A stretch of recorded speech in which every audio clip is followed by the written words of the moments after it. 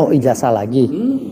Tapi ntar lu, sebelum kita jalan, gue mau kenalin lu sekretaris pribadi gue yang nomor 1. Pertama nih, siapa? Kenalin dong dirinya siapa? Awas. Iya, dengan aku Amelia Marong. Saya juga mau punya sekretaris pribadi, makasih ya. Kenapa? Karena kan gue udah bilang berkali-kali, sampai lu mati, hidup lagi, mati lagi, hidup lagi, mati lagi, hidup lagi, nggak bakal bisa tuh diungkit ijazah palsunya Jokowi, karena dia asli ijazahnya. Kan itu nih hoax yang dilontarkan oleh orangnya itu aja kita lihat. Dan yang berhak memprotes itu sekarang nih harusnya KPU yang meloloskan Jokowi jadi wali kota, yang meloloskan Jokowi jadi gubernur, yang meloloskan Jokowi jadi presiden. Harusnya KPU yang protes. Kenapa nih orang-orang provokator ini yang ngotot ijazah palsu Jokowi? Lantas kalau Jokowi palsu, bagaimana? Bisa dipenjara? Nggak bisa juga, bos. Ada undang-undang tentang oportunitas, tentang kewenangan hakim dan jaksa untuk menyampingkan ya perkara pidana yang berkaitan dengan seorang pejabat publik, apalagi presiden. Itu dalam pasal 35C jelas dijelaskan di situ, Undang-Undang 46 kalau nggak salah. Jadi kan gue udah bilang berkali-kali, jangan dipaksakan.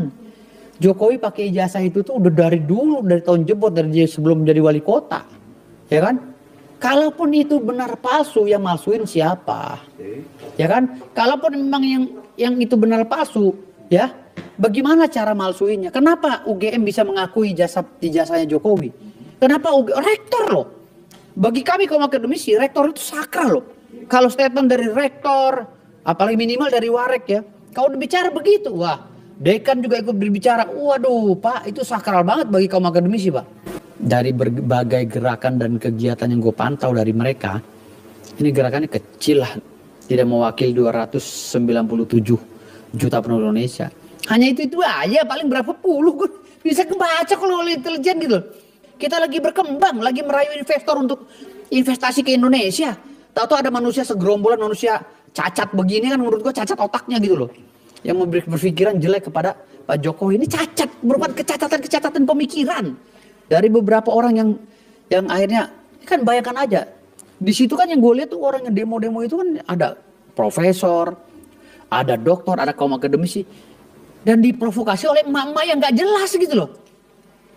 Kergulan ini kampungan banget sih, negara sebesar ini harus ngurusin orang-orang kampung kayak begini gitu loh. Kenapa nggak dibuang aja ke laut terluar sana gitu, khusus orang-orang goblok di sini. Tinggalnya jangan nyampur sama orang-orang Indonesia yang pinter gitu loh. Maksud gue tuh Pak Prabowo tuh tegas gitu. Coba bikinkan program, bikin rumah bagi orang tolol gitu, di pulau terluar. Jadi ada bahasanya, dan lu kartu-kartu tolol ditulisin. Warga negara Indonesia yang tolol tinggalnya di luar. Yang bagus tinggal di dalam kota gitu. Jadi jangan nyampur sama kita yang pinter, jadi ribet gitu loh. Jadi ngancurin negara ini dengan perlahan-lahan lama-lama gitu. Emang pendemo itu siapa? Dia hakim. Yang berhak minta itu hakim ketika di persidangan. Emang dia siapa? Sok-sok jago. Tangkap aja dia. Bila perlu pentungin kepalanya. Ngapain dikasih hati orang-orang kayak begitu? Orang gila semua itu, orang sinting itu. Mengganggu stabilitas nasional. Kan gue bilang tadi sini, manusia ini kan pindah-pindah. Besok bahas masalah pagar laut. Ya kan? Pagar laut selesai, pindah lagi apa nih? Jahil, manusia jahil ya. Segerombolan manusia jahil, ngerti gak?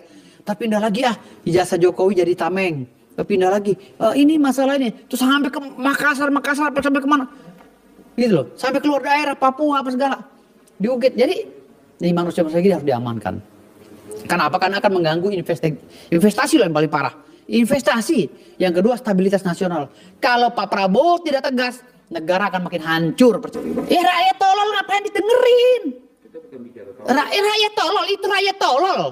Rakyat tertolol di Indonesia adalah mereka, sekelompok itu yang dari dulu menghancurkan negara.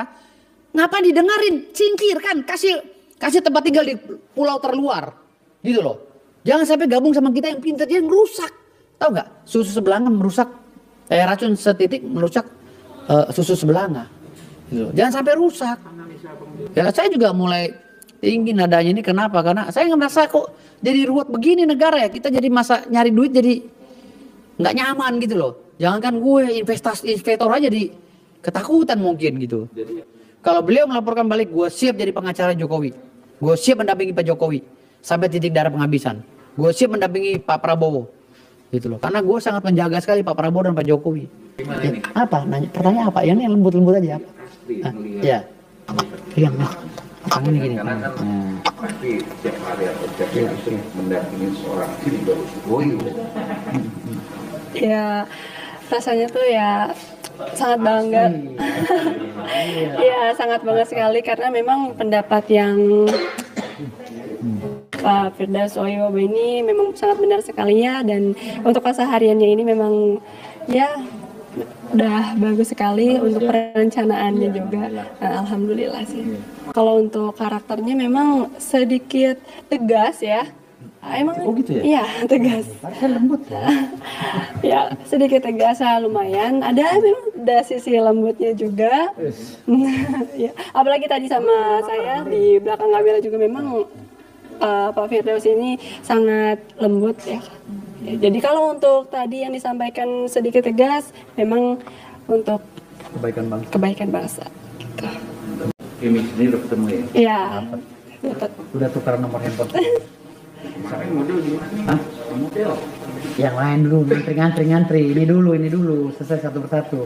Enggak kalau siap dong. Enggak, saya kan begini, kalau saya itu memang dari lahir itu disukai banyak wanita. Tanpa harus capek-capek ngeluarin duit banyak, ngeluarin Lamborghini dan berlian nggak perlu. Saya pakai celana pendek aja cewek pada datang. Iya, ini. Jadi biasa itu. Bisa ya? Udah biasa. Ini model malah.